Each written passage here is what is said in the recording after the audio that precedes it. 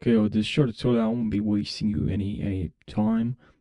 I'm trying to make this short and straight to the point. So, what I've tested from one experience, just I want to have a video with really bad quality. So the best way I found to improve the quality only using CapCut because there's all other solutions out there, of course, now. And so what you can do here is just select the video and then you go to audio and then here you have a loudness normalization.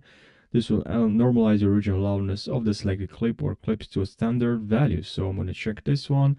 And now also noise reduction. This will fix the problem usually for me. And now if you have the pro version, of course, you can try enhance voice, all right? Also, or voice isolation, right? But still, I've used this in the past when I didn't have these options, the pro versions, and it worked perfectly. Just the loudness normalization and noise reduction. I hope this tip helped you and you learned something and you found this short video helpful.